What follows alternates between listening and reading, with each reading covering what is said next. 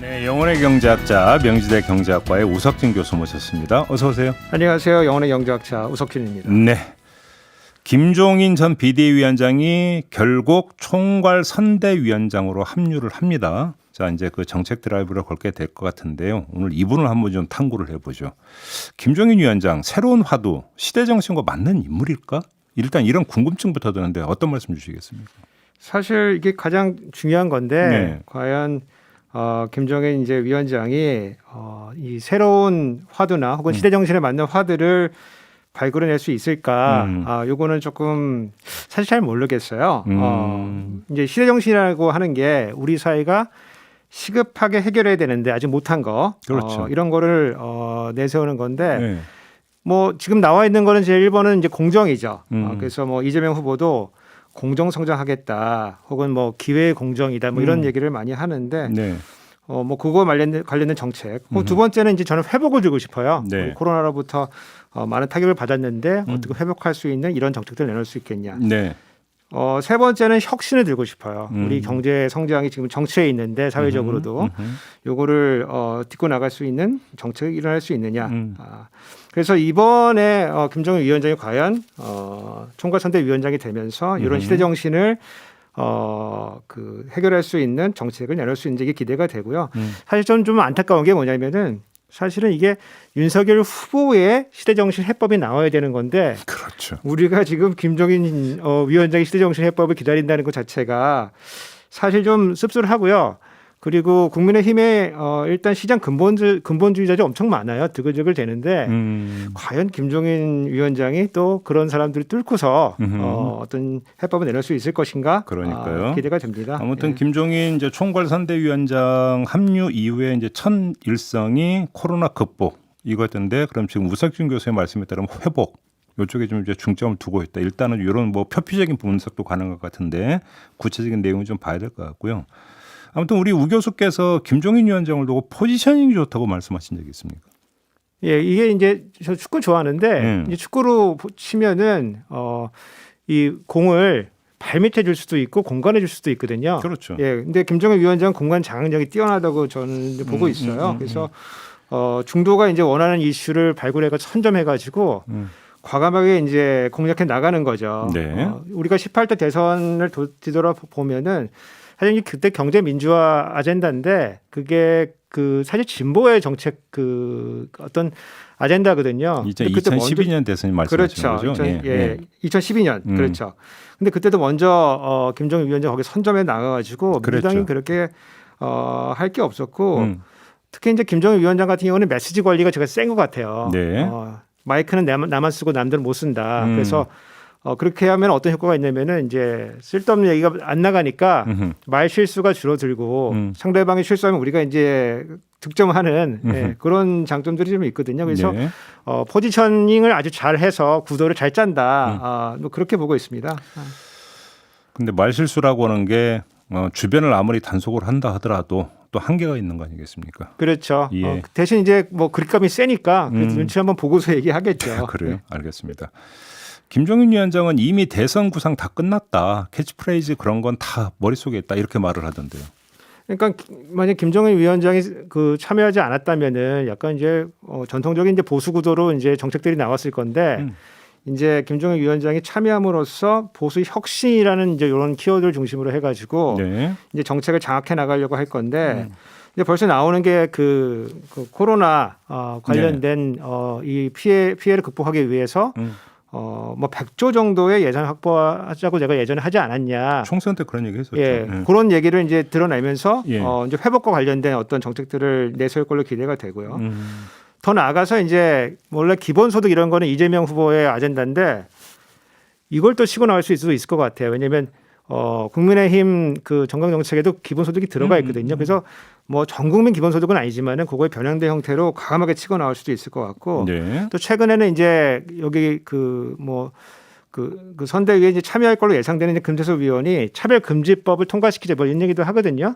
그래서 중도의 수구력이 있는 이런 정책들을 과감하게 이제 치고 들어와서 아마 중원을 장악하려고 할 것이다. 네. 그러면은 지금 뭐 여러 가지 민주당에서 보면은 이런 중원에서 좋아할 만한 정책들을 굉장히 뭐 표현이 좀 그렇지만 민기적거리고 있거든요. 그래서 그런 거에 비교해 보면은 과감하게 중원으로 치고 나와가지고 공간을 차지해서 아마 유리한 선거 구도를 이끌어가려고 할 것이라고 저는 뭐 기대는 됩니다. 네. 네. 알겠습니다. 이건 좀 지켜보도록 하겠고요. 자, 근데 우리 이제 그 경제학자인 우석진 교수가 보기에 경제학자 내지 정책 전문가로서 김종인 어떻게 평가를 할 수 있을까요? 제가 뭐 뒤에 좀 더 설명드리겠지만은 이 포레스트 검프의 그 준한다. 그래서 중요한 정책의 순간에 뭐 거의 다 등장하는데 네. 연배는 좀 되시죠. 1940년생이시니까. 네. 그리고 우리가 다 알듯이 가인 김병로 초대 대법원장의 이제 손자로 알려져 있고요. 예. 그리고 공부는 독일에서 하셨어요. 독일에서 하시고 전공은 이제 재정학으로 좀 이제 알려져 있고요. 네. 그래서 이제 그 30대에 이제 그 73년도에 서강대 이제 경제학과 교수로 이제 임명이 되는데 원래 이제 서강학파라고 뭐 이제 성장을 먼저 하고 분배는 좀 나중에 하고 재벌 육성이 중요하다 이런 거를 이제 강조한 걸로 알려져 있는 이제 서강학파의 이제 그 학교에 소속이 돼 있지만은 네.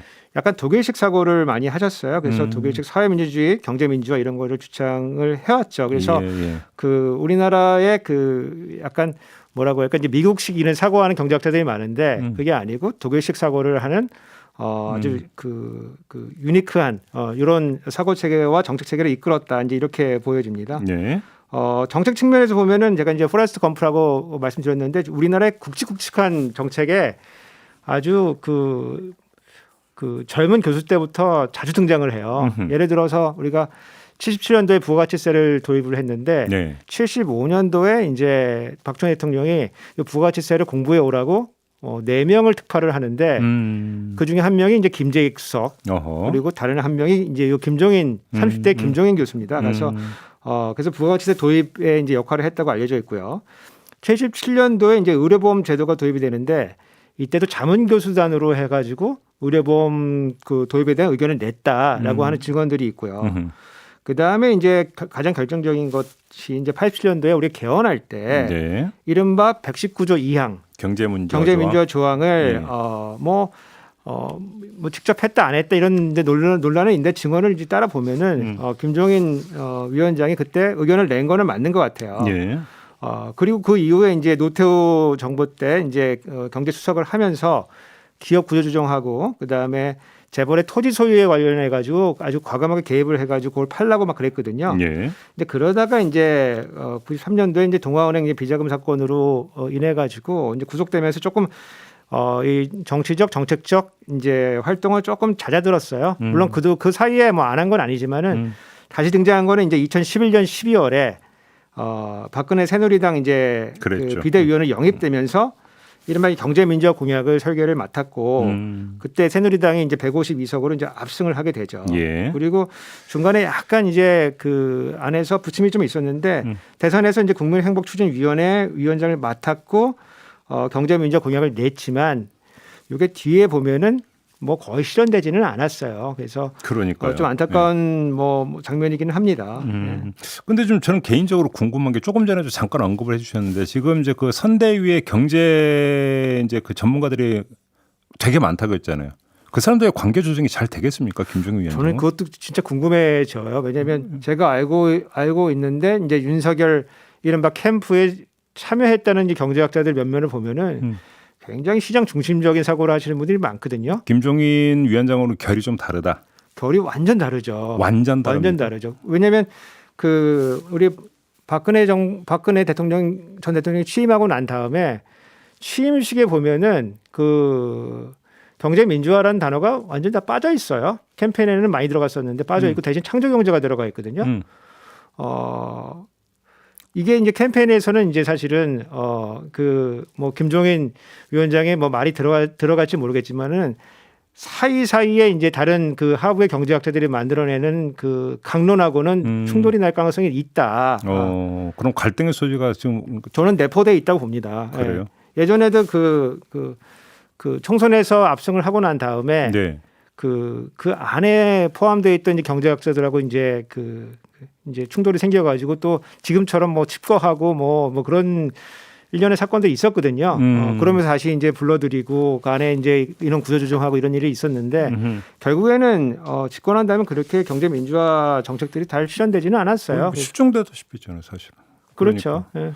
그럼 이게 그 차라리 정무적인 문제면 타협이 가능한데 정책적 문제라는 건 자신의 학문 소신하고도 연결이 되는 거기 때문에 왜 비타협적으로 갈 수 있겠네요. 오히려 거꾸로 그것이. 그러니까 이제 그 우리 김정은 위원장 같은 경우를 잘 보면은 처음에 협상을 아주 세게 합니다. 이게 뭐 좌파 우파 뭐 진보 보수를 가리지 않고 내 정책을 받을 수 있는 어떤 정치 세력이면은 내가 거기에 참여해서 도와주겠다. 대신 내 정책을 반드시 받아야 된다. 물론 그게 이제 그런 약속이라고 하는 게 또 집권하고 나면은 지켜질 것이냐라고 하는 뭐 신뢰성은 문제는 있겠지만은 그래도 그 김정일 위원장이 생각하고 있는 이런 경제 구조, 혁신, 개혁 이런 것들을 좀 세게 협상을 해서 관철시키려고 하는 편이죠. 알겠습니다. 아무튼 그러면 김종인 위원장이 추구하는 바는 유럽식 개혁이다 이렇게 정리하면 되는 걸까요? 이제 뭐 독일식이라고 많이 볼 수가 있죠. 저 같은 경우도 이제 미국에서 공부를 해가지고 말하다가 미국은 이런데 이런 얘기를 많이 하게 되는데 좀 한 발짝 떨어져서 생각을 해 보면은 그 미국식이 잘 안 맞는 경우가 많아요. 우리나라에 잘 안 맞는 경우가 많아요. 그래서 오히려 이제 독일식의 정책들이 물론 독일에 되는 게 우리나라에 되느냐라고 하는 거는 또 다른 문제겠지만은 그렇죠.